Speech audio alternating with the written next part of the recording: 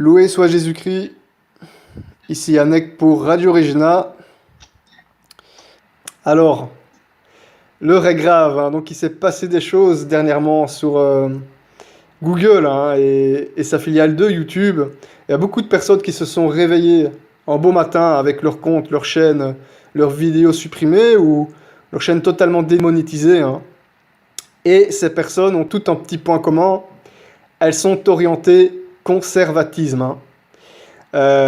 Donc évidemment, ben, ça pose aussi problème pour Radio Regina, évidemment, ou beaucoup de chaînes hein, bah, que nous avons tendance à regarder habituellement, hein. Et ça, c'est passé apparemment partout dans le monde. Alors, pour discuter de tout ça, hein, on a invité Théodon et Guillaume, hein, qui ont chacun de leur côté écrit des billets avec une analyse un petit peu différente, mais qui se complète à 100%, hein, sur ce qui s'était passé. Et bah, ils vont un peu nous donner un peu plus de détails hein, sur toute cette affaire-là, histoire qu'on développe un peu le sujet et qu'on réfléchisse très sérieusement sur la question de l'Internet et des nouvelles technologies à l'heure actuelle, hein. Donc on va commencer par un petit tour de table, évidemment, pour ne pas s'interrompre.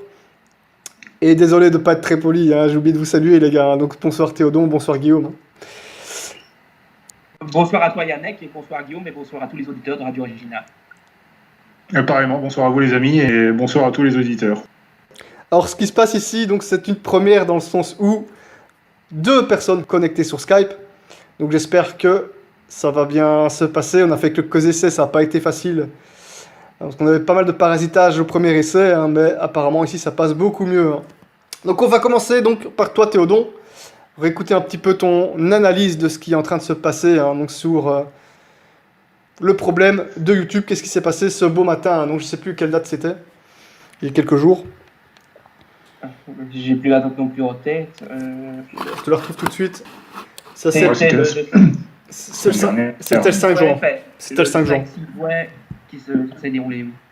Et ça s'est poursuivi jusqu'à maintenant parce que, en fait, ce qui s'est passé, c'est un changement des règles de YouTube qui a avant été très libéral au sens ancien, c'est-à-dire qu'il tolérait à peu près toutes les opinions tant que c'était pas directement des appels à la violence, même s'il y avait de temps en temps des censures pour certains cas, mais dans l'ensemble, quasiment tout était trouvable sur YouTube.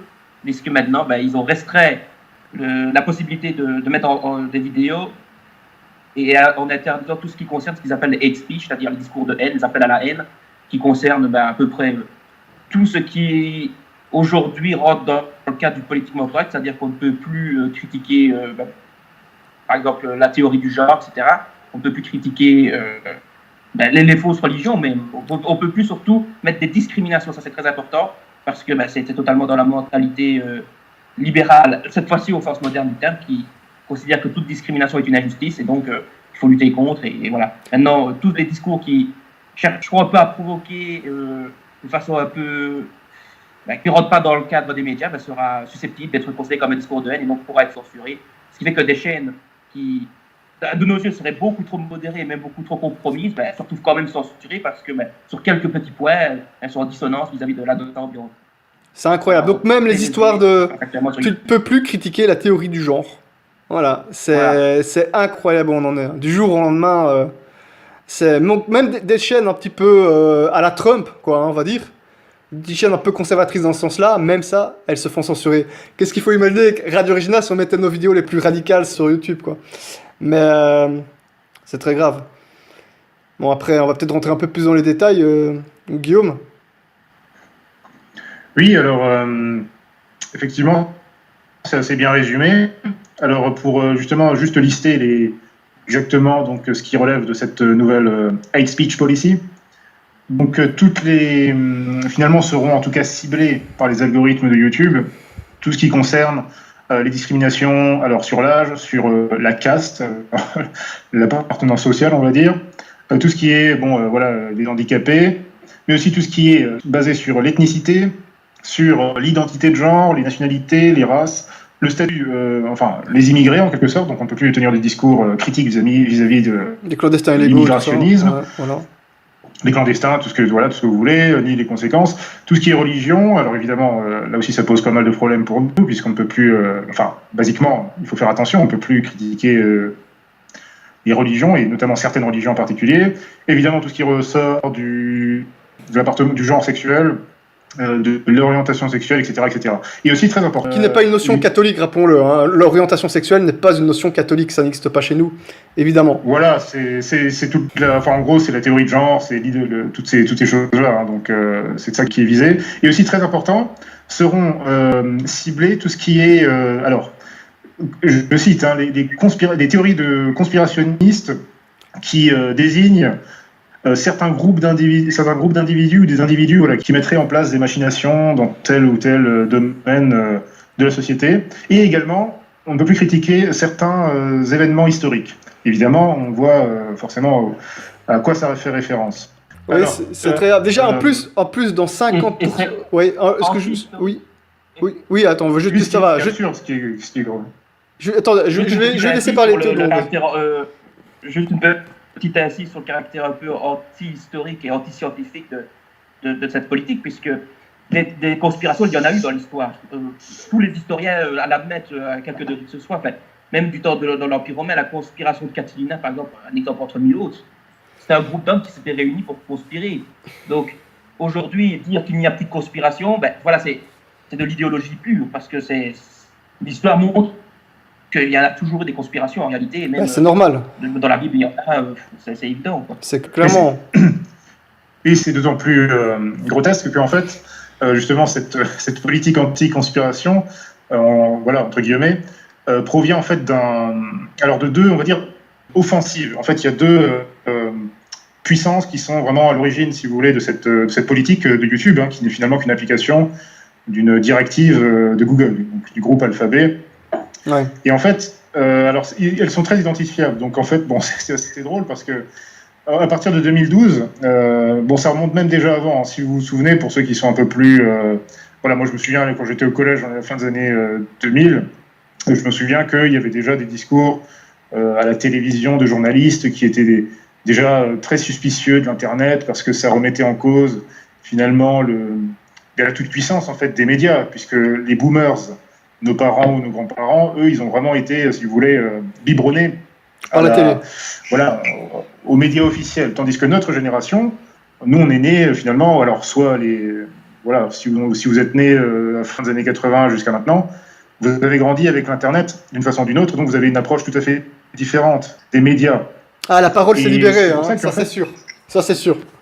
C'est ça. Et alors ça, c'est très important et ça a beaucoup inquiété. Alors, ça a été très présent dans les discours, notamment des éditoriaux, etc., jusque dans les années de l'époque Obama, François Hollande, quand il y a eu un certain nombre d'événements, alors soit les attaques terroristes, Charlie, Bataclan, ou alors aux États-Unis, tout ce qui était Sandy Hook, voilà, toutes ces attaques, voilà, des affaires souvent très bizarres qui ont été souvent.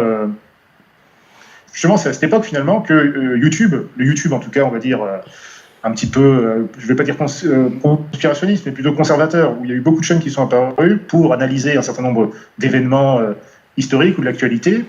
Et c'est justement à partir de ces années-là, dans les années 2010, plutôt vers 2012, que vous avez un espèce de groupe de réflexion qui va se mettre en place, qui s'appelle The Trust Project. Donc, ce serait un peu long à résumer, à préciser dans le détail, mais je conseille aux auditeurs d'aller se renseigner sur Internet, de taper The Trust Project, un article très intéressant qui a été écrit par une journaliste qui s'appelle Whitney Webb, et qui en fait explique la genèse de ce projet. En fait, ce projet est né en 2012 à partir d'une journaliste juive, j'ai plus son nom exactement ici, mais voilà, vous pouvez trouver l'article facilement sur Internet, c'est une très bonne étude, et en fait qui explique que ce groupe de réflexion a été créé avec en gros deux entités. D'un côté, le conglomérat des grosses industries médiatiques américaines. Donc en gros, ça fait 6 grands groupes. Hein. Il y a 6 grands groupes très puissants aux États-Unis qui contrôlent à peu près toutes les chaînes, des grands médias, on va dire papier, etc. Et il y a ce groupe-là qui s'est mis en place avec tout ce qui est vraiment les gros poids lourds de la Silicon Valley, donc Google, Facebook, enfin voilà, tous les GAFA et encore un peu au-delà. Et la troisième force qui s'est mise dans ce Trust Project, eh bien, c'est la fameuse Anti-Defamation League. Donc, la ADL, c'est en gros l'équivalent de la LICRA en France, mais en beaucoup plus puissant, beaucoup plus influent. La LICRA à côté, c'est vraiment un minus. La ADL, la ADL aux États-Unis, en fait, la ADL est une branche du B'nai B'rith, donc en gros, la franc-maçonnerie juive en quelque sorte. C'est une organisation extrêmement puissante qui est dirigée par un homme qui s'appelle Jonathan Greenblatt, qui, en gros, la Anti-Defamation League défend tout ce qui va être, en gros, les droits civiques des minorités. Donc, ça va être manipulation des communautés. Alors, voilà, défense des Noirs, des Latinos, des immigrés contre les méchants blancs, etc. Discours anticonservateur, contre, voilà, enfin, vous voyez tout le topo. Donc, et les minorités aussi sexuelles, tout ce qui est LGBT. Et tout à fait. Ça, ils vont aller à fond. Tout à fait, voilà. Homosexualisme, transsexualisme, etc., etc. Et bien sûr, ce qui est vraiment leur objectif, surtout, c'est le discours, entre guillemets, antisioniste, ce qui évidemment est qualifié par eux d'antisémite. Donc je termine là-dessus pour dire que ce Jonathan Greenblatt, vous retrouverez sur YouTube un certain nombre de vidéos où il passe justement à la télévision ou dans des conférences, où il explique tranquillement que depuis un certain nombre d'années, il travaille main dans la main avec Google, notamment avec Apple, pour mettre en place des algorithmes, ce qui n'était pas possible justement au début des années 2000. Maintenant, on a la technologie avec l'intelligence artificielle, les progrès justement de la programmation algorithmique, pour en quelque sorte faire une censure préventive, pour que les gens qui vont essayer de poster ou de diffuser une certaine information soient supprimés, soit en tout cas, comment dire, étouffés dans le flot des informations YouTube. Maintenant, sur YouTube, qu'est-ce que c'est les trucs à succès, ça va être les émissions voilà, anounesques en quelque sorte, et ça va être toutes ces chaînes un peu débiles du genre... Et puériles, ouais. Qui font des millions de vues, voilà, des jeunes crétins qui vont aller, voilà, je vais acheter le Starbucks, le café le plus cher du Starbucks, et ça fait des millions de vues. Ouais, exactement. Voilà. Donc en gros, c'est ça le projet, et voilà, c'est très, très faire en sorte que le schéma de la télévision s'applique sur Internet, en fait. C'est juste ça. C'est tout à fait ça. Tout à fait. Exactement, et on est en train de revivre ça, en fait. On est en train de revivre exactement ça. C'est ça. Bon, en fait, ils ont les médias télévisuels, ou on va dire tout le modèle Citizen Kane, qui était le modèle des grands trusts médiatiques du XXe siècle, en gros, et surtout de l'après-guerre, a pris beaucoup de retard à la fin des années 2000, quand vraiment l'Internet a commencé à un peu exploser, y compris au début de YouTube, parce que finalement, la censure, elle ne touche pas tellement tout ce qui est réseaux sociaux, Twitter, Facebook, parce que finalement, c'est beaucoup de lecture.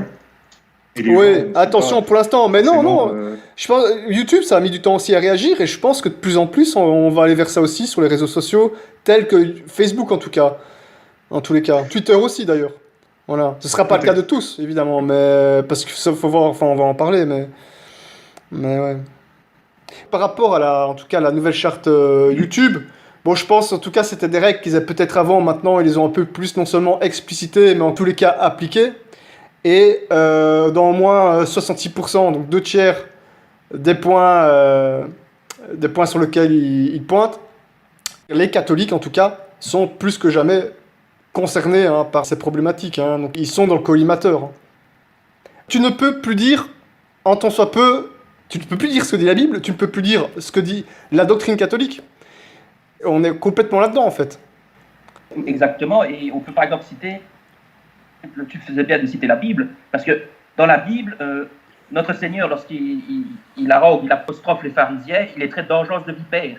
Et donc, si on regarde dans le contenu interdit par YouTube, on trouve déshumaniser les individus ou les groupes en les appelant comme des sous-hommes, les comparant à des animaux, des insectes, de la fraise, ou d'autres entités non humaines. Donc je suis désolé. Le Christ, la Bible est interdite sur YouTube à partir de maintenant. Oui, et pas que pour ça, bien entendu, parce qu'il y a plein d'autres passages qui poseraient problème par rapport à l'algorithme de YouTube. La Bible, tu postes la Bible en audio, si YouTube applique vraiment sa règle jusque-là, elle serait censurée. C'est d'office. C'est d'office. Ouais. Très clairement. Donc voilà, un petit peu la situation, mais je pense, d'un autre côté, tout ce qui est Google, Facebook et compagnie, je pense qu'ils sont certainement poussés effectivement par des campagnes de lobbying politique pour censurer du contenu autant que possible. Mais je pense que d'eux-mêmes, de leur côté, dans leur culture d'entreprise, leur culture de société, et leurs dirigeants, ils se sont souvent affichés côté très libéral et très démocrate. Donc je pense que par eux-mêmes, ce genre de choses allait ne pouvait arriver que tôt ou tard. Mais Google, ces campagnes de lobbying, mais ils arrivaient d'une façon un peu aléatoire, un peu improvisée, quoi. C'est-à-dire que c'est déjà arrivé qu'il y a déjà eu des censures avant. La censure ne date pas d'aujourd'hui. elle ne doit pas jouer, oui, mais c'est pas à ce point-là. Maintenant, elle devient systématique. Et ça va faire qu'empirer. Moi, j'ai vu ça arriver un petit peu, enfin, je me souviens d'affaires, en tout cas pour ce qui concerne YouTube, déjà dans les années 2015, 2016. Il faut se rappeler aussi qu'il y a eu une vague, en fait, c'est très intéressant à observer ça de façon sociologique, c'est-à-dire qu'il y a eu une vague un petit peu, justement, pendant la campagne de Trump, dans la fin du mandat d'Obama. Voilà. Le Pizzagate. Voilà, on a vu apparaître. Alors, il y a eu cette fameuse affaire-là. Il y a eu aussi toute cette génération, toute cette vague un petit peu, ce qu'on appelle le alt-right, donc la droite alternative américaine, où il y a eu vraiment l'apparition d'un grand nombre de comptes YouTube qui sont d'ailleurs qui sont vraiment un succès. Il y en a beaucoup qui sont ciblés actuellement, du genre, le fameux, la chaîne d'Alex Jones, là, Infowars. Oh ouais, c'est vieux ça, c'est vieux, mais ça marche toujours. Ouais. Il a été purgé, effectivement, il a été purgé. J'ai lu, ça date d'il y a un jour ou deux, même Google a fait en sorte que les résultats d'Alex Jones disparaissent, qu'ils ne soient pas redirigés vers ses pages à lui. Quoi. Donc on veut vraiment l'effacer d'Internet. Ils regrettent beaucoup l'élection de Trump. Hein. Ils n'étaient pas contents qu'il est passé. Hein. Tu vois, l'algorithme, c'est écrit par des humains. S'ils veulent faire en sorte que quelqu'un n'apparaisse pas dans les premiers résultats, soit un peu... S'ils veulent faire en sorte de ne pas être très équitable politiquement, ils en disposent du pouvoir, parce que l'algorithme il est écrit par des humains. Donc déjà à la base ça, mais malgré tout, Trump il est passé. Ça leur a fait mal. Maintenant je pense qu'à l'heure actuelle, les gens chez Twitter, hein, à l'heure actuelle, hein, si Trump n'était pas passé président, je pense que même son compte à la limite il serait bien censuré. Hein. Il serait bien censuré, c'est parce que les présidents ils se retiennent, mais à l'heure actuelle, il y a des tas de comptes qui ne sont pas aussi directs que Trump, et pourtant qui sont censurés. Je veux dire, en fait techniquement, hein, ils doivent légalement être équitables par rapport à ce qui se passe au niveau des élections. Mais et ils préparent la victoire des démocrates pour la prochaine. Ça c'est clair. Mais je veux dire, oui, mais ce que je veux dire, c'est que légalement, ils sont censés être équitables. Parce que sinon, c'est mauvais pour eux, évidemment. Les retombées peuvent être mauvaises. Officiellement, évidemment. Hein. Après, comme je dis, l'algorithme est écrit par des humains. Par contre, d'un autre côté, c'est que ce qu'ils ont fait là, les histoires de censure, tout ce qu'on est en train de parler depuis le départ, il n'y a rien qui l'interdit de le faire. S'ils veulent censurer une chaîne, supprimer des vidéos, empêcher des gens de parler, légalement, il n'y a pas de problème. Là, on ne parle même pas d'élection, quoi. Ce que je veux dire par là, c'est que les États-Unis, on connaît tous l'histoire du premier amendement, et tout le monde se base là-dessus pour dire oui, Google ne respecte pas le premier amendement, YouTube non plus, blablabla. Mais je veux dire, n'importe quel hébergeur, n'importe quel service internet américain a, ok, premier amendement, mais il a le droit de faire la charte qu'il veut, d'appliquer les règles qu'il veut sur son espace d'hébergement. Et si YouTube dit en beau jour, on va arrêter les vidéos qui critiquent ceux qui ont un grand nez, voilà, ils peuvent le faire, ils font ce qu'ils veulent. Donc du coup, on est en train de critiquer, mais en même temps, d'un autre côté, on n'a pas vraiment construit d'alternative. Et je pense que le fait que Google ait pris son temps avant de commencer vraiment à devenir plus sévère par rapport à certaines chaînes et tout ça, c'est je pense qu'il a pris le temps en lançant YouTube. Bon voilà, il fallait aussi qu'il mette petit à petit, avec le temps, il a mis son intelligence artificielle au point et tout ça, mais je pense que voilà, beaucoup se sont réfugiés sur YouTube, de toutes les tendances politiques, de toutes les couleurs et tout ça. Tout le monde s'est réfugié un peu là, et il a fait en sorte, en tous les cas, de devenir un grand centre névralgique des vidéos. Parce que maintenant, Google, c'est le premier site visité, et fatalement, et YouTube, c'est le deuxième. Ou c'est Facebook, je sais plus, mais Facebook, c'est le deuxième ou troisième aussi. Et tout le monde y va. Donc voilà, il est devenu le centre névralgique. Mais maintenant, à peu près tout le reste, c'est ultra marginal. Non, Google, YouTube, il peut faire ce qu'il veut. Il tient tous les leviers. Donc là, il a fait que renforcer sa puissance. C'est devenu le référent. Et maintenant, il n'a plus qu'à s'amuser. Il peut supprimer les vidéos, tout ça. Où est-ce que les gens vont aller de toute façon? C'est tous des petits trucs ultra marginaux parce qu'ils sont marginalisés. Oui, comme tu dis, c'est un peu le retour de bâton. Parce qu'effectivement, pendant une certaine période, l'Internet, et notamment YouTube, je crois qu'ils ont été rachetés par Google seulement dans les années 2008, quelque chose comme ça. Enfin, si je dis plus... Ah, mais c'était quand même récent. À l'époque, c'était quand même récent, YouTube. Hein. Ils avaient déjà fait quelques années, mais ça... Google a vite fait de mettre la main dessus. Hein. Ouais, voilà, mais je sais plus exactement quand ils ont racheté YouTube, mais dans tous les cas, c'est vrai qu'il y a une certaine période, comme tu dis, où il y a eu, il y avait une certaine, c'est-à-dire que vraiment l'explosion de YouTube en tant que phénomène, comme ça l'est aujourd'hui, je veux dire maintenant, comme l'a dit Théodon tout à l'heure, ou toi, je ne sais plus, euh, YouTube, pour notre génération, ça a remplacé la télévision. Moi, personnellement, Ouais. depuis un bail, en fait, depuis le lycée, je ne regarde plus la télévision. Mais rien Ouais, avec, les jeunes ont tous arrêté de regarder la télé, on sait plus ce que c'est. Et tant mieux, grâce à Dieu. mais il la Ça, regarde différemment, c'est-à-dire qu'il y a eu un renversement. Justement, c'est un peu ce dont je parlais tout à l'heure, c'est-à-dire que maintenant, les grandes corporations médiatiques, notamment depuis les années 2012 et quelques, ont compris justement ce gros changement, et qui est aussi un changement économique, hein, parce que maintenant, les parts de revenus publicitaires sont majoritaires sur Internet, notamment sur tout ce qui est vidéo, voilà, etc. C'est là où il y a le plus de revenus publicitaires, avant même la télévision, donc ce qui est tout à fait... ça m'étonne pas, hein, c'est clair. C'est un changement de paradigme assez incroyable. Ouais. Mais donc, c'est vrai que maintenant, on regarde différemment.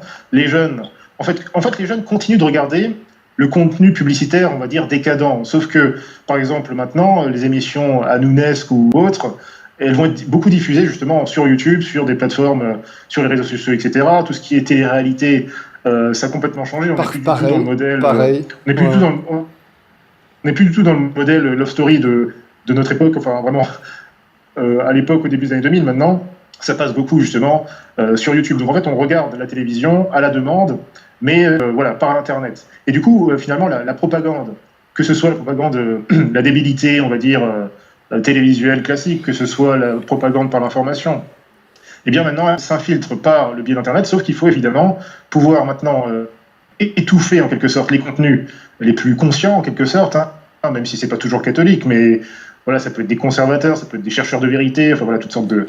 Ouais. On met tout ce qu'on veut là derrière, mais en tout cas, les contenus conscients vont être de plus en plus étouffés, en tout cas sur des plateformes comme YouTube, pour laisser place avant tout à des contenus extrêmement pauvres, finalement, intellectuellement. Donc c'est pas vraiment... En fait, la censure, c'est ce que je remarque, en tout cas pour l'instant, n'est pas totale. C'est-à-dire qu'il y a eu des chaînes qui ont été purgées, par exemple la chaîne de Adam Green, qui fait beaucoup de recherches sur tout ce qui est sionisme, etc. Il y a E. Michael Jones, bon, lui c'est un catholique conservateur novus ordo, mais qui est très populaire aussi.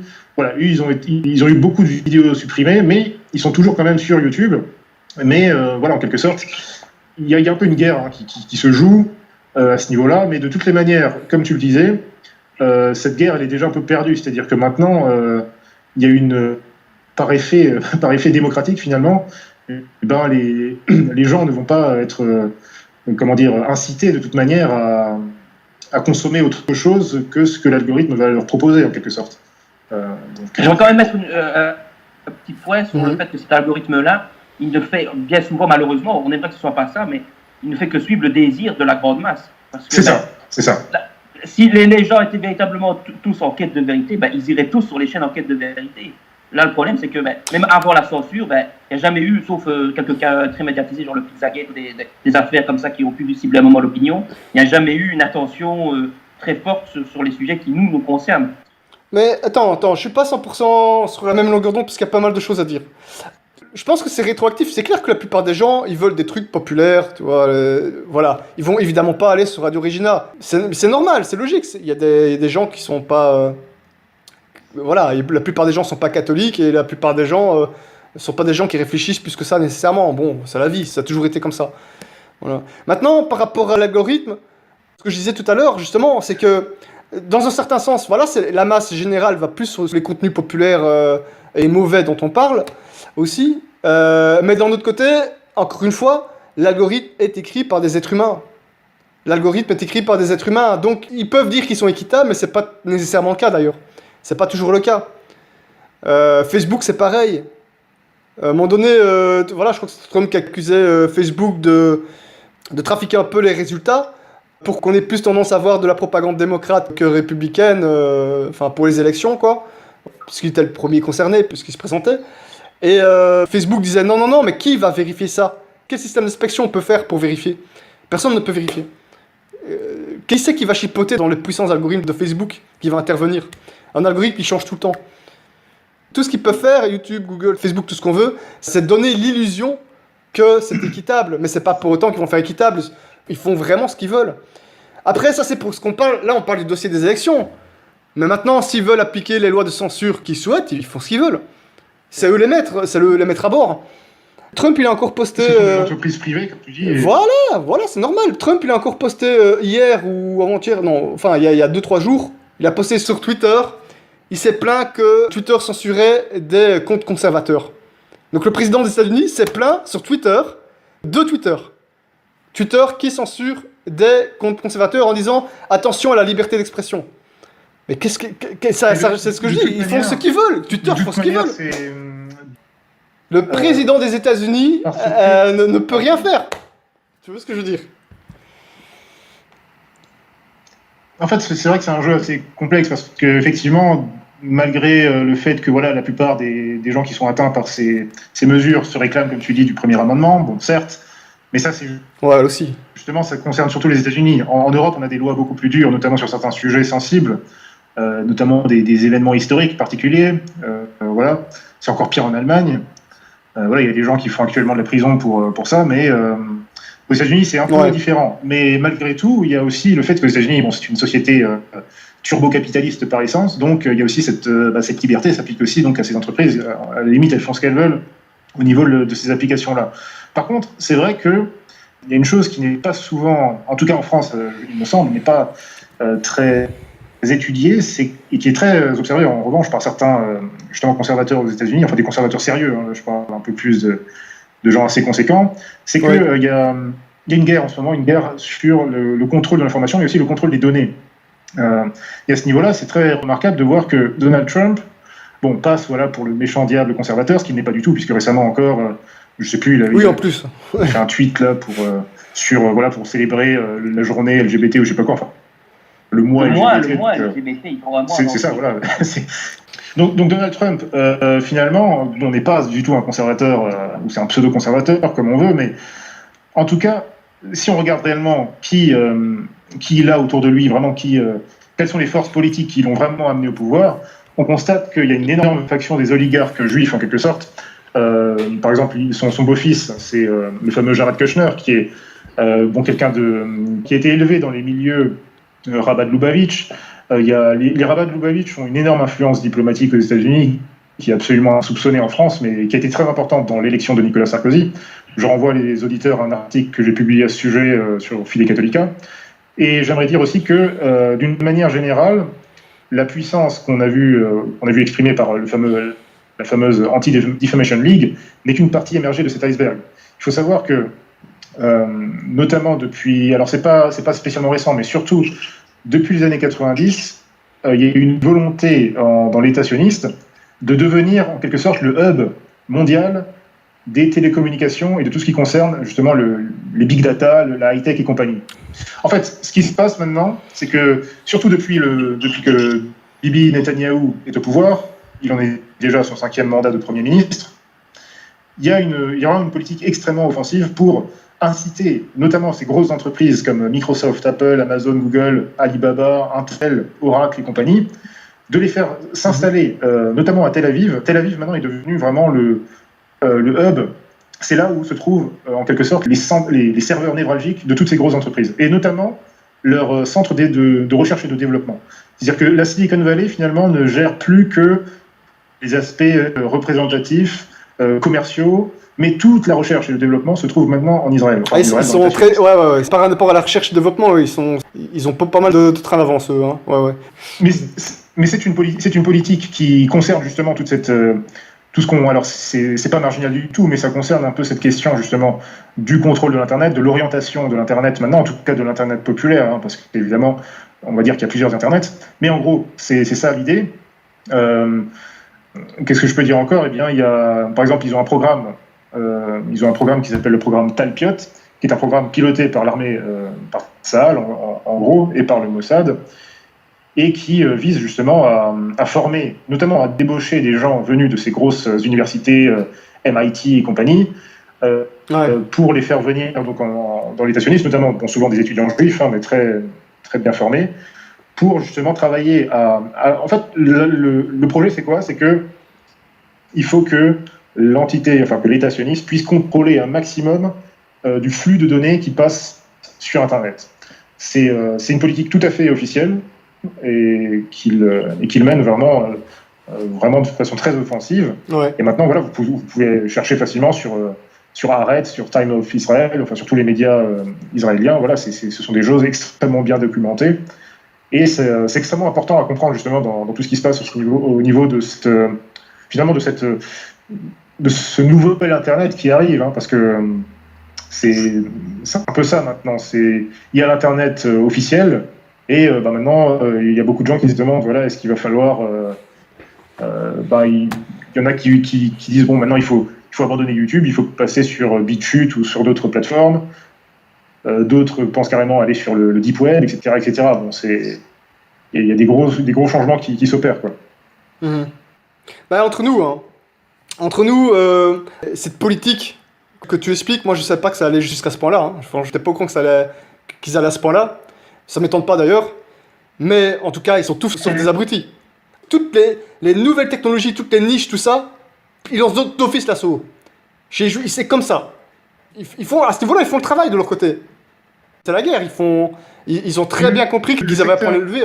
Ils ont très bien compris. Le secteur du high-tech dans l'État sioniste représente à peu près, je crois, 450 milliards de dollars, donc une part extrêmement considérable. Une grosse avance. En fait, ils ont détrôné finalement la prévalence qu'avait jusque-là, notamment le MI6, enfin les services, on va dire, anglo-américains. C'est un peu le pouvoir que les services CIA et compagnie avaient jusque dans les années 80. Depuis les années 90, surtout depuis les années 2000, les Israéliens ont pris vraiment la main sur le renseignement, sur l'orientation de l'information, du renseignement au niveau mondial. C'est pour ça qu'on voit tellement maintenant de partis conservateurs qui sont presque obligés de qui sont en gros dans les mains pour caricaturer, hein, mais qui sont un peu dans les mains de gros financiers sionistes en quelque sorte. Donc c'est quelque chose qui est c'est une politique extrêmement importante qui est largement qui est déconsidérée, on va dire, et qui est pourtant et ça pose aussi des problèmes de sécurité énormes parce que notamment aux États-Unis, ils ont une telle emprise justement non seulement sur la diplomatie mais aussi d'une façon indirecte sur le gouvernement américain que il y a énormément d'études qui ont été publiées pour montrer que en fait les Israéliens pillent mais pas depuis récemment, hein, depuis très longtemps, ils pillent un grand nombre de secrets, de secrets technologiques issus justement alors de la NASA, des centres de développement de l'armement américain, etc., etc. Des choses qui leur permettent non seulement de faire pression politiquement sur le gouvernement américain, mais également donc de développer de leur côté des armements extrêmement sophistiqués. Et ça remonte pas d'hier. Hein. Il y a des affaires qui remontent déjà dans les années 40 à ce niveau-là. Donc c'est du communautarisme dans cette histoire. Bien sûr. On se dirait quand même que c'est une petite minorité, mais elle a conscience d'être une minorité, elle a conscience que beaucoup de gens sont contre eux et ils agissent en conséquence. C'est extrêmement efficace dans l'idée de capter les ressources, les données, etc. Certes, mais nous on fait quoi à ce niveau-là? Nous, s'il y a bien des endroits dans lesquels nous ne sommes pas, c'est tout ce qui est les nouvelles technologies, hein, pour toutes sortes de raisons, et aussi le secteur culturel à l'heure actuelle, là on a aussi nulle part. Et eux, ils ont mis la main sur tout ça. Ils sont tous sauf abrutis. À ce niveau-là, nous, on a encore une fois les grands perdants de cette bataille. Encore une fois, comme d'habitude. C'est comme la télévision, on a perdu. Pourtant, la télévision en soi, c'est pas mauvais. C'est un médium, pour Saint-Patron Sainte-Cécile, c'est pas le médium qui est mauvais, c'est le destinateur. Voilà, c'est le contenu qui a été pris par le diable. Et maintenant, Internet, on le laisse aussi au diable. Les nouvelles technologies, on laisse tout au diable. Et de surcroît, en plus, si l'État sioniste n'existait pas, je suis sûr que ce serait encore que ça changerait rien du tout. Ce sera encore les mêmes. Bon, il n'y a pas que des juifs évidemment, mais grosso modo, pour les plus grosses sociétés telles que Alphabet ou Facebook, ce sera encore eux qui tiendraient le truc. Vous savez qu'une grande partie justement, dans les années 80, quand c'était un peu la fin de l'Union soviétique, il y a près d'1 million de juifs russes ou de pseudo-juifs russes à qui on a accordé la nationalité israélienne. Et une grande partie d'eux sont devenus justement très souvent un peu les fondateurs justement de cette puissance de la high-tech israélienne, quoi. Ça a été un apport humain et démographique très important à ce niveau-là.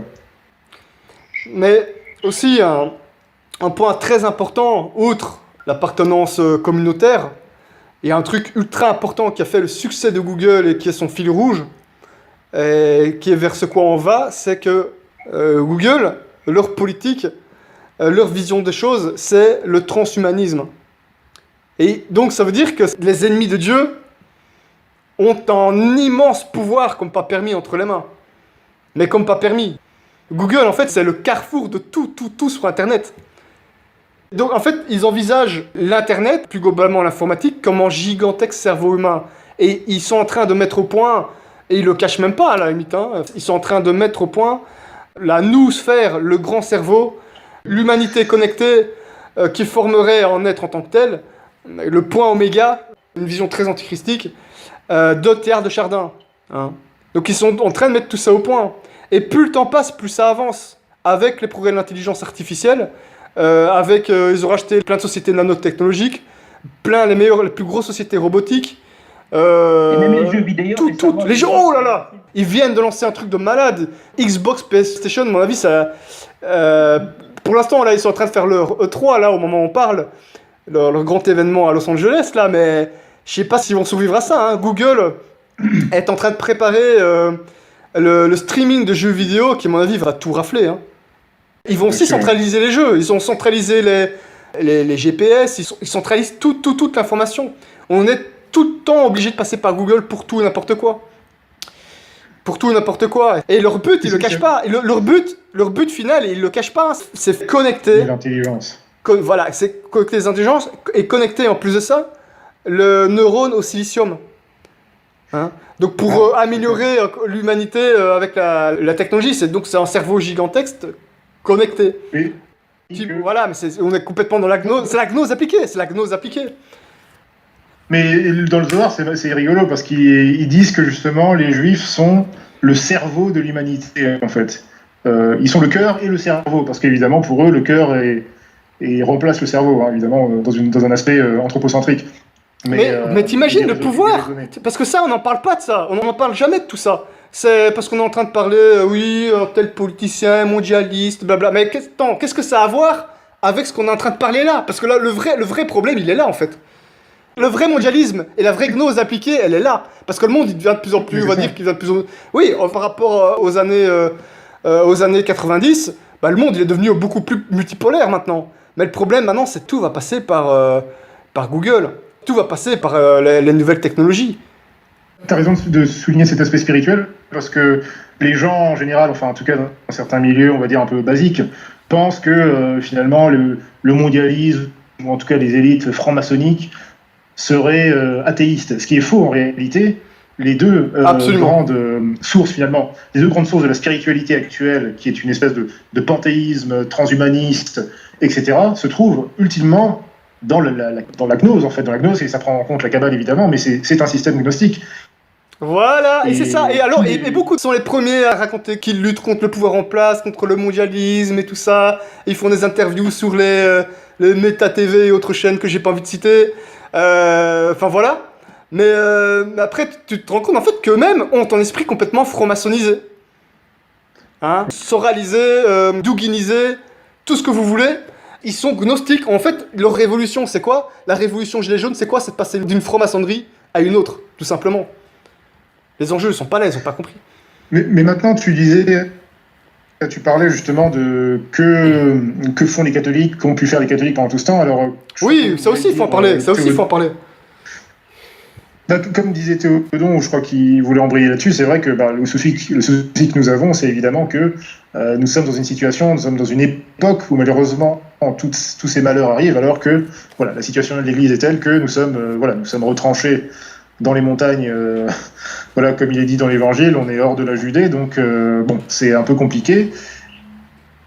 Même, il y a quand même malgré tout des gens, en tout cas des catholiques, en tout cas de culture assez intéressants qui sont apparus dans les milieux de la technologie. Par exemple, je ne sais pas si vous connaissez Brendan Eich, qui est le fondateur de Mozilla, Firefox. Alors, est-ce qu'il est catholique, lui? Conservateur, en tout cas? Je sais qu'il vient d'un... Voilà, je crois qu'il est irlandais de base, donc bon, j'imagine qu'il a eu en tout cas plus ou moins une éducation catholique, peut-être, en tout cas. Je me souviens qu'en 2014, il a dû démissionner, il a été forcé de démissionner de son poste donc de PDG de Mozilla, parce que il avait donné $1000 à une association qui était opposée au mariage homosexuel. Au mariage contre nature, ouais. Ça, on lui a déclenché une vague de propagande avec menace de tous les partenaires commerciaux menacent de résilier leur contrat, etc. Donc le pauvre type a été obligé de démissionner. Et maintenant, c'est lui qui a fondé justement le navigateur Brave. Bref, ouais, je l'ai essayé. Alors il est pas mal, sauf qu'il bug, il plante parfois. Ouais, Ah, t'es obligé. Bon, ça, c'est énervant. Il est pas encore au point. Ouais. J'espère qu'il va l'améliorer, mais c'est clair. Ben écoute, tu sais que c'est aussi l'inventeur du langage JavaScript. Ah bon? Oui, c'est très important à savoir parce que c'est bien. Bon, maintenant, je sais pas quel. Ouais, c'est un grand pionnier dans l'internet, ce gars-là. Hein. Alors, je sais pas jusqu'où s'est étendue son influence, s'il a encore des rapports avec l'évolution de JavaScript. Je suis pas certain qu'il y ait plus que ça. Mais JavaScript, c'est devenu le langage le plus puissant maintenant, le plus utilisé. Parce qu'avant, c'était juste un petit langage internet client. Maintenant, c'est devenu un langage serveur, mais en plus utilisé partout, hein. Y compris pour des applications smartphone, y compris pour la robotique, y compris pour tout ce que tu veux. Maintenant, il est utilisé partout avec Node.js. Partout, c'est le langage qui supplante tout actuellement. Donc, je dis, là, c'est encore une grande prouesse. Maintenant, dommage qu'il était un peu lâche par rapport à ce qui s'est passé chez Mozilla, mais d'un autre côté, ça illustre bien ce qui se passe dans l'univers des nouvelles technologies. Pour un gars comme ça, t'en as 1000 autres qui sont des hipsters bobos progressistes, hein, ou alors libertariens. En fait, t'as deux camps. Dans tous les cas, c'est des libéraux. Donc, tous ceux qui s'investissent là-dedans, t'as les libéraux type gauchistes démocrates, hipsters et compagnie, voilà, et t'as les libéraux type libertariens. Voilà, et ça, c'est ceux qui font tous les sites qu'on visite actuellement. Oui. Donc, on a par exemple, si on cite les plus visités, c'est-à-dire Google et sa filiale YouTube et Facebook, eux, ils sont plutôt tendance libérale, démocrate. On l'a un peu remarqué ces derniers temps. Twitter, c'est un peu pareil, je pense. Fatalement, c'est l'ambiance chez eux. Puis, d'un autre côté, Wikipédia, c'était inventé par un libertarien. Donc, alors, libertarien, on a fait une émission sur le sujet, hein, donc c'est des ennemis aussi. Sauf que eux, ils appliquent, on va dire, un peu plus le premier amendement, contre lequel on a fait une émission aussi d'ailleurs, contre la liberté d'expression, parce que c'est incompatible le catholicisme. Maintenant, nous, par opportunisme, on en profite. Donc on a la parole, mais tous les ennemis de l'Église ont aussi la parole, c'est ça le problème. Après, t'as tout ce qui est lié à la technologie, Bitcoin, c'est tout ça, crypto, c'est aussi également très dans la culture libertarienne, très ancré fatalement. Ouais. Plein de choses comme ça. PayPal, à la base, c'était inventé par Elon Musk, hein. Qui lui, je pense qu'il est un peu aussi dans l'idée libertarien. Ouais. C'est beaucoup. Donc du coup, voilà. Par contre, les gens un peu conservateurs, et c'était la même chose par rapport à la télévision, par rapport à tout ce qui est un peu programme culturel de toutes sortes. Là, les catholiques, ils s'y retrouvent pas. Ils sont... Et même conservateurs un peu en général. À part, tu vois, les gens un peu... Alors, je parle dans les conservateurs où il y a la petite tendance alt-right, mais qui ne sont pas aussi des amis, hein, loin de là. Eux, ils tiennent un peu leur quartier sur Internet, c'est-à-dire avec des forums que je ne vais pas citer parce qu'il y a des mauvaises images, des sales trucs qui circulent, parce qu'ils ont aussi un côté très libertaire, mais en même temps conservateur, libertaire, anarchiste. Vous voyez ce que je veux dire? L'extrême droite actuelle elle est très anarchiste, hein. Donc il y a plein de saletés qui se passent, mais ils ont aussi leur petit forum. Et en France aussi, pareil, hein, je ne vais pas citer le forum en question, mais très très connu, à tel point que à l'époque de la campagne du Front National pour les élections présidentielles, avec Marine Le Pen, tu avais Philippot, qui était le bras droit de Marine Le Pen, là, avant que ça parte en vrille, mais qui faisait plein de petits clins d'œil au forum en question, qui a un gros impact sur le web français, et qui a une influence énorme, même Mélenchon a tenté le coup, mais c'est vraiment des gens un peu alt-right qui tiennent le truc, mais surtout, évidemment, les catholiques n'ont pas leur place là-dessus, parce que c'est plein de saletés qui traînent sur ce genre de forum, quoi. Mais en tout cas, voilà, tous les cas, les catholiques, nous, on est nulle part. Nous, on est nulle part parce qu'il y a une peur, il y a plein de raisons à ça, mais parce qu'on n'a pas du tout de vision stratégique. On a une vision stratégique, c'est qu'on attend le grand monarque ou je sais pas quoi. Et aussi, le problème, c'est la grosse méfiance qu'on a par rapport aux nouvelles technologies. Alors qu'encore une fois, c'est pas le médium le problème, c'est ce qu'on en fait. Et le problème, c'est que quand on n'en fait rien, c'est l'ennemi qui en profite. Voilà. Oui, excuse-moi, Théodore. Oui, je t'avais un peu... Ouais. Bah oui, en fait, ça, en gros ça, mais on peut aussi rajouter par exemple que la mentalité, on va dire, mondaine des catholiques joue beaucoup. Les catholiques ne se pensent plus communauté catholique. Ouais, c'est ça. Ou bien communauté nationale, mais donc voilà, si Exactement. on a la communauté nationale, on s'éparpille forcément, et déjà voilà, on se mondanise, ou alors c'est l'individualisme, quoi, c'est-à-dire moi je suis dans mon coin, j'ai ma chapelle, et voilà, on se repose. Pas au bien commun, et on laisse le terrain aux autres, quoi. Et c'est donc certains vont justifier ça par des théories, ou bien ils disent que de toute façon c'est l'apocalypse demain. Voilà, exactement. Et voilà, il y a cette mentalité un peu malheureusement un peu perverse qui justifie un certain quiétisme, une certaine inactivité, mais qui n'est absolument pas vertueuse, au nom de soi-disant des intérêts de la religion, et qui laisse donc le terrain aux adversaires. Et alors, ce qu'on nous dit, c'est de toute façon, ils au pluriel, hein, ils sont trop puissants, on ne peut rien faire, on se contente juste de faire nos petits trucs. Mais le problème, c'est qu'on fait nos petits trucs entre nous, et avec le temps, on ne fait que reculer. Voilà. Donc, moi je dis, il faut pas avoir peur de s'imposer. Les apôtres, ils disaient pas, par rapport aux juifs ou autres, ils disaient pas, oh là là, ils sont trop puissants. Voilà, d'accord, ils se faisaient tuer, d'accord, ils se sont tous fait tuer, mais au moins, et combien de conversions, Peut-être mentionner cet exemple, parce que l'Empire romain était un empire tout puissant et qui a martyrisé les chrétiens pendant des siècles, et ça ne nous a pas empêché de continuer. Et au final, voilà, on a eu un empereur qui s'est converti et ça engendre toute une série de fruits. Et à partir de là, on a pu bâtir la chrétienté. Donc, je veux dire, c'est pas parce que nos ennemis sont forts que ça justifie qu'on ne passe rien, quoi. C'est parce qu'ils sont forts qu'il faut agir encore plus, quoi. Exactement, et comme dit Saint-Pilice, alors est-ce qu'ils sont, voilà, entre nous, est-ce qu'ils sont si forts que ça Je pense qu'il y a beaucoup de fantasmes aussi, mais oui. voilà. Mais comme dit Saint-Pilice, et ça c'est la phrase clé qu'il a dit, ce grand pape, c'est, alors je paraphrase, c'est les méchants se nourrissent de la faiblesse des chrétiens. Une grosse partie du problème actuel, et pas seulement sur cette question-là, mais en grosse partie, ça s'explique comme ça, c'est que, bon, d'une part, il y a le problème spirituel. Bon, nous, entre nous l'avons compris, nous connaissons tous les tenants et les aboutissants, si vous voulez, de la situation de l'Église, etc. Comme disait Théodon, c'est vrai qu'il y a eu, pendant 3 siècles, une persécution des chrétiens. Et à partir du IVe siècle, vous avez eu des conversions, tout d'abord de l'empereur romain, etc., de plusieurs autres rois. Et donc, à partir de là, la chrétienté est devenue un fait politique, un fait social, qui s'est étendu avec justement des conquêtes, des sociétés qui se sont mises en place pour défendre justement le droit de la religion, la vraie religion. Et justement, on peut remarquer aussi que finalement, comment sont arrivées toutes les vagues des révolutions du XVIIIe et du XIXe siècle, elles sont arrivées parce qu'il y a eu une défection inverse, justement, il y a eu une défection d'un certain nombre d'hommes politiques, de princes, etc., qui ont fait défection, qui ont lâché l'Église, qui ont nié le droit de l'Église sur certains points, que ce soit le joséphisme, que ce soit le gallicanisme ou autre. Et voilà, donc c'est comme ça qu'on en est venu finalement les situations actuelles, finalement. En gros, c'est aussi une grosse responsabilité politique. Donc finalement, une fois qu'on a compris la question spirituelle actuelle, même si on ne l'a pas comprise tout à fait, il y a aussi quand même des catholiques, on va dire, conservateurs Novus Ordo ou Fraternités Saint-Pédis qui sont, même s'ils ne comprennent pas tout, qui sont au moins, d'un point de vue politique, qui ne sont pas forcément tout à fait opposés à certaines choses qu'on pourrait proposer.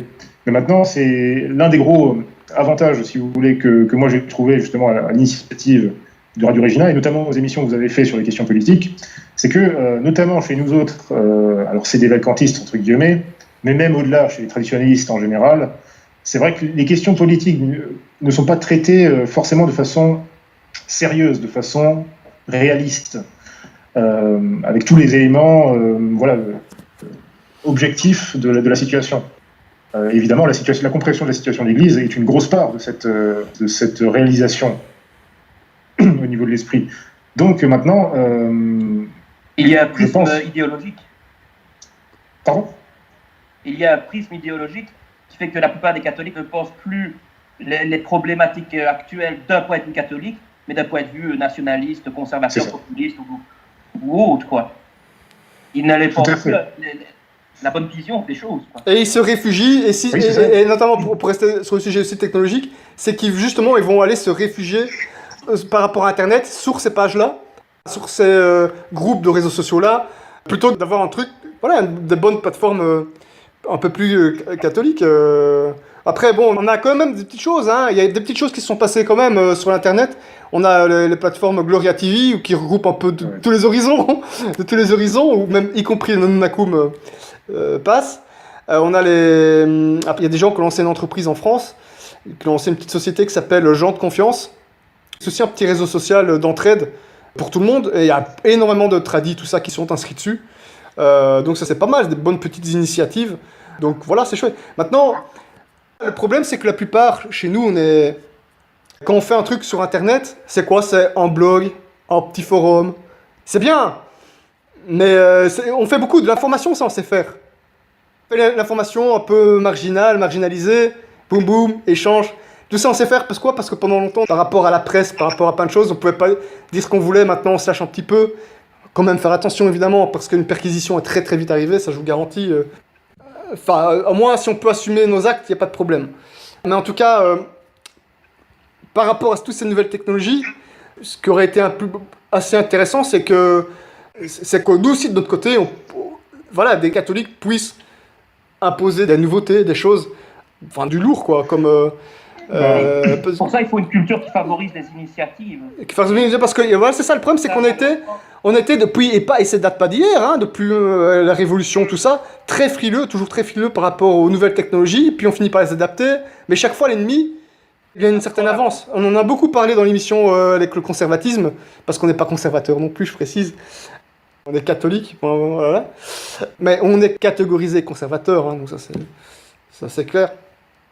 Mais je veux dire, si on pouvait avoir chez nous l'Elon Musk de demain, parce que Elon Musk, vraiment dommage que ce gars-là, il ne soit pas catholique, hein, parce que je sais bien que lui, il s'est beaucoup intéressé à la spiritualité, tout ça, quand il était enfant. C'est un gars qui s'intéresse à tout. Ça, on l'a remarqué aussi dans ses affaires. Là, ce serait pas mal. Les deux gros défis, finalement, en tout cas pour nous, mis à part le défi spirituel, ça reste le défi politique et le défi économique. Si on veut voir ça d'un point de vue réaliste. C'est totalement lié, on est d'accord. Hein. Tous ces problèmes qu'on a, effectivement, bon, avec voilà, ces affaires high-tech et compagnie. Alors, et certes, évidemment, on peut faire à partir de la cellule familiale. C'est vrai que tout part de là, donc au niveau sociétal. Donc, c'est vrai que on peut réfléchir à certaines choses comme ça. Moi, je connais par exemple un Américain qui est non Nonnakum, Luke Dash Jr., qui est l'un des principaux développeurs du Bitcoin actuel. Hein. Il est c'est un mec extrêmement intelligent. Enfin, il est développeur de quoi? Il est non Nonnakum, il est cédévacantiste. Il est développeur de quoi? Il est développeur Bitcoin, alors...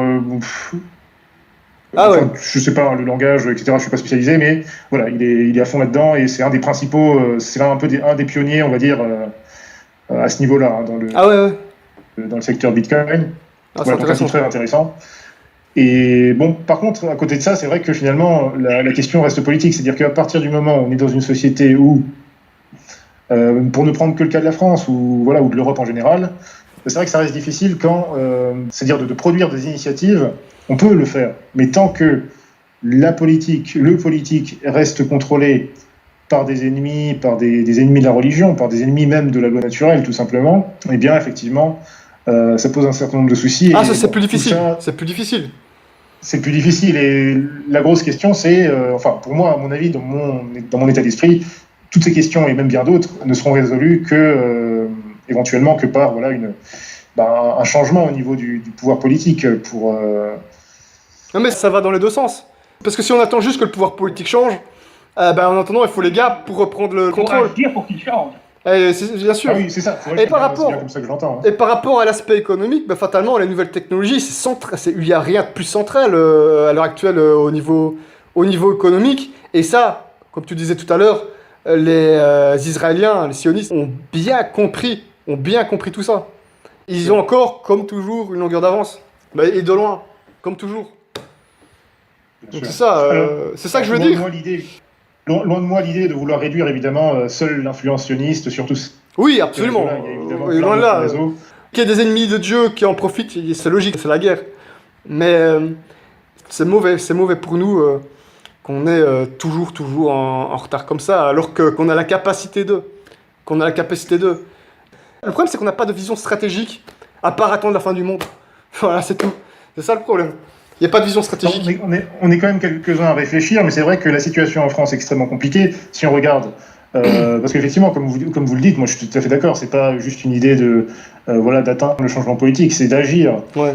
intellectuellement et même d'autres manières pour justement influencer d'une façon ou d'une autre pour qu'il y ait, voilà, pour qu'il y ait ne serait-ce qu'au niveau des catholiques, au moins les catholiques les plus utiles, voilà, qu'il y ait en tout cas un changement radical qui s'opère à un moment donné ou à un autre, hein, même si ça va prendre des décennies. Mais même en France, la situation est extrêmement compliquée quand on voit, pour rester sur le terrain politique, dernièrement, quand j'ai écouté Marion Maréchal sur LCI, voilà, qui dit qu'elle n'a jamais été contre l'avortement, qu'elle ne sera jamais, enfin voilà, qu'elle n'est pas contre l'avortement, mais par contre en même temps elle se dit catholique et conservatrice. Voilà, et elle fait le pédé de charte. Elle a déjà fait le pédé de charte avec mes côtés ecclésiastes. Elle l'a fait plusieurs fois d'ailleurs, je pense. Ouais. Ouais, voilà. C'est encore fait cette année d'ailleurs. C'est du n'importe quoi et bon. Donc la situation en France est grave et elle est encore plus grave paradoxalement qu'aux États-Unis où vous avez des États comme l'Alabama qui sont pourtant dirigés par des Southern Baptistes, c'est-à-dire des baptistes, voilà, enfin des purs hérétiques, voilà, qui pour certains nient carrément la Trinité. Enfin, même ces gens-là ont encore plus de conscience morale et sont Voilà, c'est ça. capables de voter une loi contre l'avortement. Exactement. Mais là-dessus, c'est l'influence. On peut dire aussi que l'influence des idéologies en France a été beaucoup plus prégnante qu'aux États-Unis. En tout cas, j'ai remarqué ça. Aux États-Unis, beaucoup de gens arrivent à ne pas rentrer vraiment, même s'ils sont contaminés quand même, mais à ne pas être véritablement ancrés dans un moule idéologique. Tandis qu'en France, quasiment tout le monde est situable sur les politiques, quasiment tout le monde est beaucoup plus formaté. Je trouve qu'on est beaucoup plus formaté en France qu'aux États-Unis. Oui. Alors oui et non, parce que les États-Unis, le problème c'est que tu sois de gauche, tu sois de droite, ou n'importe quoi, t'es de toute façon libéral, constitutionnaliste. Tu vois ce que je veux dire? La notion de liberté, c'est le Dieu, c'est leur Dieu, alors que tu sois de gauche ou de droite aux États-Unis. C'est vrai que c'est un peu compliqué là-dessus, mais... Ah ça, tu remets en cause leur statut de la liberté, ils pètent les plombs. Mais ils ont une autre tradition, c'est un pays qui s'est fondé tout à fait différemment, et ça, il faudrait toute une émission pour raconter un peu cette histoire-là. Mais encore une émission, ouais. Et voilà, les États-Unis, c'est tout un... Effectivement, ils ont un paradigme assez particulier, et ils ont aussi un développement de la société qui a été très, très, très vite, en fait, très communautaire pendant très longtemps. Les catholiques étaient dans un coin de la ville, autour de la paroisse. Il y avait telle paroisse polonaise, telle paroisse ukrainienne, telle paroisse italienne. C'était ce qu'ils appellent les ethnic neighborhoods, donc les voisinages ethniques en quelque sorte. Ça, c'est quelque chose qui est encore relativement, enfin c'est quelque chose qui a été beaucoup détruit ces dernières décennies, mais ça, c'est un peu leur culture. Et alors, il y a des côtés positifs ou non. C'est vrai que les catholiques, dans cette société-là, ont dû se construire là-dessus, enfin pour se protéger d'ailleurs du reste de la société protestante. Ah, ils ont capitulé. Ils ont capitulé. Ils ont dû se fonder, enfin ils ont dû construire leur... C'est ça, et c'est tout à fait... alors, dans ce cas-là, c'est tout à fait à leur honneur. Enfin, il n'y avait pas d'autre choix, tout simplement. Et ça a permis aussi le développement de certaines, en tout cas à une époque, de certaines fortunes catholiques, de certains... d'une certaine économie catholique particulière qui, aujourd'hui a largement disparu, mais c'est vrai que ça favorisait... C'est un modèle américain qui est très différent de ce qu'on pouvait trouver en France, même si on a eu, jusqu'au début du XXe siècle, on a eu quand même des patrons, un certain patronat catholique qui existait encore, et ça c'est aussi lié aussi à toute cette question de la technologie, parce que c'est aussi lié à l'industrie, au développement technologique en général, et ça c'est aussi très important, tu vois, vous voyez, dans le développement, dans la captation justement de certains domaines de l'économie, notamment du développement technologique en général, ou de l'information tout simplement, eh bien ça passe aussi par des dynasties, par des traditions comme ça, des traditions familiales. Et en France, le problème qu'on a, c'est que ça a largement été, même en Europe en général, ça a été, comme on a un modèle social qui est très différent, surtout depuis la Révolution de 89, très qui a mis à l'honneur le citoyen, c'est ça le gros problème qu'on a chez nous, c'est que le Français, ou même l'Européen en général, il se pense davantage en citoyen, c'est-à-dire en faisant partie de l'ensemble politique national, et donc ces considérations patriotiques l'emportent bien souvent sur ses intérêts en tant que communauté religieuse, quoi. C'est ça. C'est pour ça que beaucoup de catholiques ont servi la gueuse en 14, en 40, etc. Ça me rend malade. Oui, tout à fait. C'est pour ça que alors c'est encore un autre sujet, mais c'est pour ça aussi que toutes les rares tentatives de renversement catholiques qui ont eu, par exemple, je ne parle pas seulement de la Vendée, de la Révolution, enfin du soulèvement vendéen dans les années 1790, mais il y a eu un autre soulèvement vendéen dans les années 1830 qui a été balayé dans le sang par le régime libéral maçonnique de Louis-Philippe. Tout ceci a échoué parce que, qui pourtant était soutenu par la duchesse de Berry. Ça a été le dernier soulèvement catholique important. Après ça, ça a été, voilà, les catholiques ont dû se ranger dans la société. Et bon, malheureusement, ils n'ont jamais pu faire quoi que ce soit, parce qu'à un moment donné, le coup de force était, alors pas le coup de force de Charles Maurras, mais le coup de force catholique était de mise à un moment donné, et ça n'a jamais été le cas. Et donc finalement, voilà où on en est, quoi. Exactement.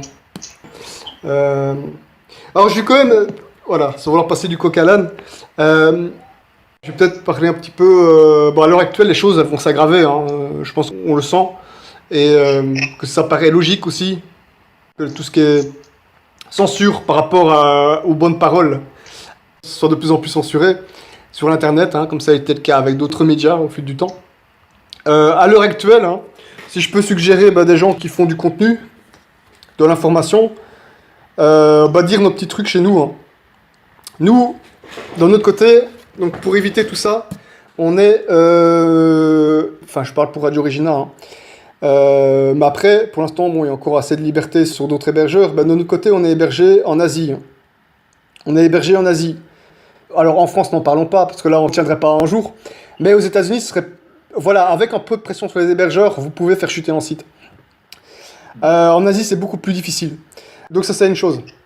Deuxième chose, par rapport à tout ce qui est vidéo, tout ça, la technique qu'on a avec YouTube, et qu'on faisait déjà avant la vague de censure, alors on passe un peu sous le radar, comme on a dit tout à l'heure, parce qu'on fait pas beaucoup de vues, hein, du fait que nos vidéos sont réservées aux gens intelligents.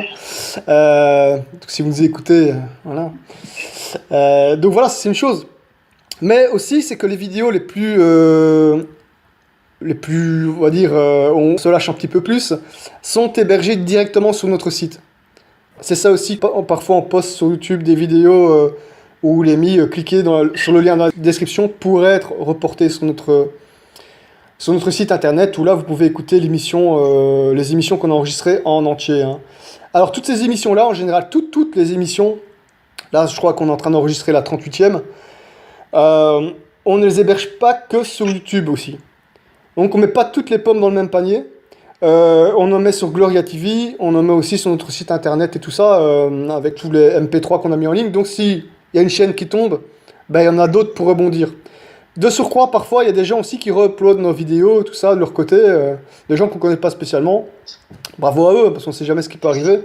Donc du coup, voilà, on fait en sorte que ça reste. Donc si je peux donner un petit conseil à ceux qui font du contenu, qui nous écoutent, qui sont un petit peu embêtés avec tout ça, ou qui vont l'être à un moment donné, voilà, c'est de 1, ne mettez pas vos vidéos les plus hardcore, on va dire, sur YouTube.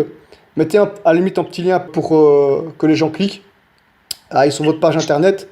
Et ne mettez pas les pommes dans le même panier. Donc, recourez à d'autres médias. Et voilà. Et en fait, toujours avoir un petit plan B. La situation dans laquelle on n'a pas trop le choix. Et il y a toujours des petits plans B. Et essayez d'avoir aussi un coup plus ou moins d'avance. Voilà. Le problème, c'est que YouTube... Et Facebook, c'est pareil, hein, ce sont des petits centres névralgiques comme ça, où tout le monde passe, la planète entière. Et c'est là qu'on écoute nos MP3, c'est là qu'on écoute des conférences, c'est là qu'on renseigne un peu sur l'actualité, sur pas mal de sujets. Et voilà, on est un petit peu piégé par tout ça. C'est grave, hein, on y pense, hein, tu vois, on va dire, juste citer les 3 sites les plus visités, c'est-à-dire Google, YouTube et Facebook, hein.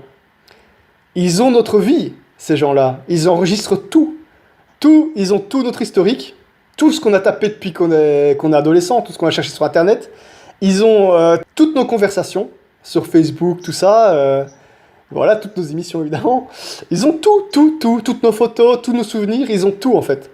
Et quand on parle de gigantesques cerveaux, avec l'intelligence artificielle qui est toujours de plus en plus à la pointe, c'est chaud, hein. Alors moi, je me dis, de mon côté, moi, j'ai rien à cacher. Si j'avais des trucs à cacher, je ne le ferais pas par Internet. Ou par d'autres billets, voilà. Mais ça, faut réaliser ce truc-là. C'est que la puissance de cette chose qui est en train de se former, c'est invraisemblable. C'est invraisemblable.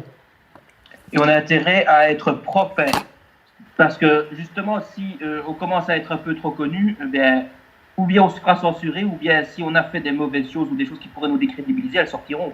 Puisque Oui, effectivement, ben, bien entendu, tous les vieux ils dossiers. contrôlent les sources de données, donc il faut C'est toujours ça. faire attention à ce qu'on dit, à ce qu'on fait sur Internet, ça c'est Et certain. c'est valable pour tout le monde. C'est valable pour tout le monde. Tout à Et fait. c'est, Oui, et, mais c'est vrai, une pression aussi, des moyens de pression. c'est dangereux, hein, et c'est valable aussi pour le jour du jugement. Mais voilà. évidemment. À part ça, soyez responsables. Si jamais il y a un cours. Alors, nous, si jamais, d'un autre côté, aussi un autre truc, hein, comme beaucoup de plateformes, de sites et tout ça, qui utilisent des réseaux sociaux, nous, on passe pas par Facebook. Donc, on a déjà d'office, d'emblée, évité ces problèmes-là, éviter d'office les censures aussi. On passe pas par Facebook. On utilise le petit réseau social qui s'appelle Telegram, et ça aussi, ça appartient au camp libertarien qu'on évoquait tout à l'heure. Hein, donc, c'est aussi. Ça, c'est un russe libertarien, hein, qui a lancé ça. Et évidemment beaucoup plus de liberté. Et on incite beaucoup nos amis catholiques autour de nous à utiliser ça. Parce qu'il y a aussi beaucoup moins de petites propagandes avec immorales. Hein. Par exemple, tu vas sur WhatsApp, parce que ça, tout le monde utilise ça, WhatsApp. Hein. T'as énormément d'histoires de drapeaux arc-en-ciel, de petites saletés comme ça. Ça, ils aiment bien. Hein. Facebook, c'est pareil. Encore pire sur Snapchat. Qui Oh est là le là, réseau ça vraiment j'utilise des pas. jeunes C'est aujourd'hui. vrai. Ah ouais. Dernièrement, Snapchat, pour le mois des libertés LGBT ou je sais pas quoi, Ah, ouais. ils ont mis en place un filtre où tu avais, voilà, en gros, la phrase exacte c'était l'amour n'a pas de race, pas de genre, etc., de genre sexuel donc, et n'a pas d'âge. Très intéressant. Très intéressant ça aussi. Donc tranquillement, ils poussent Prépare les avancées sociétales de demain. Les avancées sociétales, voilà.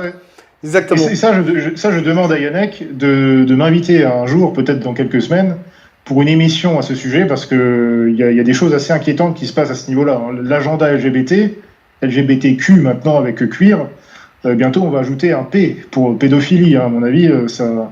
Non, bah, c'était déjà un peu le cas dans les années 60-70. C'était déjà de plus en plus légitimé. Alors, il y a eu beaucoup de recul par rapport à. Il y a eu l'histoire de l'affaire Dutroux, il y a toutes ces histoires-là, mais bon, c'est bien que. Ouais, bien sûr, de toute façon, officieusement, voilà, il se passe beaucoup de saleté dans le monde, hein, énormément de saleté dans le monde. Hein. Mais voilà, ce qui est terrible, c'est que, comme on dit, voilà, c'est tout ce qui est un peu conservateur interdit, par contre, tout ce qui est impur, on y va, on peut y aller. Hein. Et chez nous, bah, elles ont les moyens, elles ont les lobbies. Mais c'est ça. Elles ont les groupes avec eux, forcément, qui eux seront promus. Ils vont dans le sens idéologique de chaîne de YouTube. Mais c'est clair. Donc en fait, voilà, on est un peu dans ce sens-là. Alors il y a un truc qu'on a oublié de parler, tiens. On a oublié de parler de ça aussi. C'est qu'à côté de ça, tu vois, il y a déjà à un moment donné. Donc là, il y a eu une très grosse censure, mais avant, il y avait déjà des petites vagues. Là, on a eu un tsunami. Mais avant, il y avait déjà des petites vagues de censure. Et il y a des gars qui en avaient un peu marre de se faire censurer. Hein. Des gars, en tant soit peu conservateurs, mais vous voyez, un peu nationalistes et tout ça, vous voyez un peu le délire. Donc alt-right et tous ces trucs-là. Et des gars, ils en ont eu marre, donc, notamment en France. Mais j'imagine que ça a été exactement le même problème aux États-Unis, puisqu'on a lancé un truc qui s'appelle BitChute, un truc comme ça. BitChute, je connais pas. Mais en tout cas, en France, ils ont lancé une autre plateforme. Je vais pas citer le nom. Pourquoi ? Parce que le slogan, c'est quoi ? C'est un truc genre pas de censure, liberté d'expression totale. Je sais plus exactement ce qu'ils disent, mais de toute façon, je vais pas retourner pour vérifier. J'étais déjà tombé parce qu'il y avait tous les gars un peu, entre guillemets, conservateurs qui postaient leurs vidéos là à la place de YouTube pour pas se faire censurer. Donc à la base, une initiative, c'est pas mauvais. Mais le problème, c'est que comme il y a que c'est 100% liberté d'expression, donc on ne peut plus l'esprit libertarien. Il y a plein de saletés dessus, mais partout, page d'accueil et tout ça, quoi. Des pornocrates et tout. Hein. Donc je vais pas citer les noms, mais c'est des trucs top tendance, page d'accueil et tout, quoi. Avec des vidéos un peu plus, voilà, politiques, un peu de tout. Mais ça mélange plein de choses. Et YouTube, à côté de ça, c'est gentil, c'est conservateur, honnêtement. Donc même nous, pour des catholiques, on peut même pas... L'alternative, c'est chaud, quoi. Donc, mais voilà, donc ça, c'est aussi un autre problème. Donc, actuellement, on est face à un dilemme, c'est soit l'enfer socialiste, entre guillemets, donc YouTube, etc., soit l'enfer libertarien. Ce qui se passe, c'est que nous, on est contre la liberté d'expression, faut-il le répéter encore et encore et encore, parce que les gens ne comprennent pas ça. Nous, catholiques, on est contre la liberté d'expression. Si un catholique, en conservateur, on va dire, un conservateur qui avait cette notion-là en tête, avait lancé une plateforme telle que YouTube, peut-être qu'il y a plein de choses qui laisseraient passer. Alors je dis pas qu'il serait nécessairement très catholique, parce que chez nous catholiques, on ne laisse pas tout passer, hein, évidemment. Mais imaginons. Ce qu'il aurait pu faire, cette personne, c'est tout l'inverse de YouTube. C'est interdire dans sa charte les contenus impurs et tout ce qu'on veut, et les contenus progressistes à la place des contenus conservateurs. Tous les contenus qui font la propagande contre nature et tout ça, comme les lois chez les Russes, tout ce qui est propagande contre nature, sur tout ça, ben, ça passe pas. Et là, je veux dire, on aurait déjà un Internet beaucoup plus propre. Bon, bah voilà, ben là, c'est encore les démocrates qui ont le truc, quoi. Donc, voilà. Encore des petites choses à dire, les gars. Je vais peut-être commencer le dernier petit tour de table. Hein. Peut-être Théodon. Là, je crois qu'on a fait à peu près le tour. Juste peut-être que cet entrepreneur, il ne pourra pas réaliser ça tout seul. Ça aussi, le souci, c'est que Voilà. il est souvent, c'est un collectif. Par exemple, tout à l'heure, là, Guillaume avait évoqué le cas des Juifs Lubavitch. Mais voilà, ça, c'est une communauté. Oui, mais pourquoi pas collectif. Le self-made man, mais juste le groupe. Et voilà, ils avancent. Ils ont un agenda, ils avancent en groupe. Après, là, on parle de l'aspect... Il peut y avoir des catholiques qui peuvent réussir, mais ils sont rarement soutenus par leur communauté. Ouais. Oui, c'est ça. Voilà, exactement. Guillaume. Bah, juste pour rebondir sur ce que vient de dire Théodon, c'est vrai que finalement, on est passé d'une situation où dans les années 30, il y avait la Ligue de la décence aux États-Unis, en Allemagne, on était à la pointe en quelque sorte de cette bataille morale vis-à-vis des nouveaux médias, puisque c'était l'époque où le cinéma, la radio et même déjà la télévision, bon, plutôt dans les années 40, 50, arrivaient. Mm-hmm.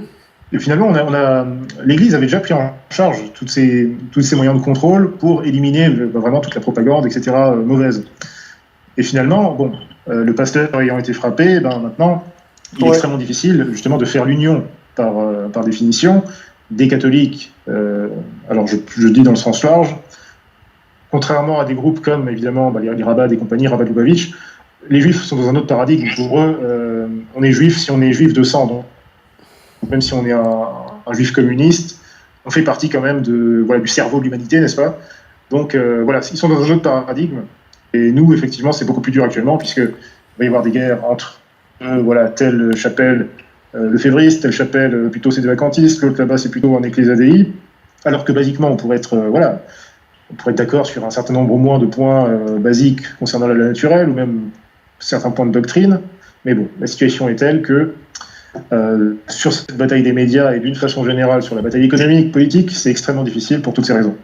Donc là, c'est aussi des réflexions, des actions à prendre, mais voilà, c'est un paradigme extrêmement compliqué actuellement. Alors d'autant plus, désolé de retourner sur le sujet eschatologique, mais chez nous, catholiques, voilà, beaucoup, on attend juste la fin du monde et voilà, faire régler. Mais chez les Juifs, pour la victoire de Jérusalem, elle doit passer par la chute de Rome aussi. Tu vois ce que je veux dire? Donc, oui, c'est ça aussi le truc, donc ils doivent agir. Oui, mais eux, ils sont millénaristes, surtout les rabbins de Lubavitch, ils sont millénaristes, donc en fait, pour eux, la fin du monde, c'est juste le moment où finalement le Messie va s'incarner dans le peuple juif, collectivement. Ouais. Et là, ils pourront diriger le monde et instaurer justement les lois noachides, etc. Donc ils sont dans un autre délire, hein, mais par contre, ils sont très sérieux là-dessus, et ils ont des mannes financières considérables que nous n'avons pas, parce qu'elles sont... Ça aussi, il faut le dire quand même, je termine là-dessus, mais la chose qui me scandalise et qui m'exaspère le plus en général, c'est de voir que la secte moderniste contrôle les finances de l'Église, dont elle jouit de façon illégitime, pour payer des millions de dollars à leurs pseudo-prêtres qui sont dans des affaires sordides, etc. Pendant ce temps-là, les catholiques sont sur le carreau, tout simplement. Alors que tout ça, ce sont des milliards qui, dans une situation normale, seraient utilisés par l'Église, comme elle le faisait encore dans les années 50, pour justement combattre les périls actuels et pour tout simplement exalter la propagande de la foi. Donc c'est le problème. c'est le grand problème. J'applaudis. Bien parlé. Moi, si je pouvais conclure aussi de mon côté, frères catholiques, imposez-vous dans ce monde aussi faites des belles choses, et lancez des entreprises, écrivez des bons livres, faites des applications révolutionnaires, ne soyez pas dans la passivité, hein. Voilà, c'est comme ça que moi je vois les choses. Soyez des guerriers sur tous les aspects, et au sens propre comme au figuré d'ailleurs. C'est bien. Bien. Le combat Bien continue, parlé. les gars. Allez, très très bonne soirée à vous, une autre prière. Salut. Prions. Une prière.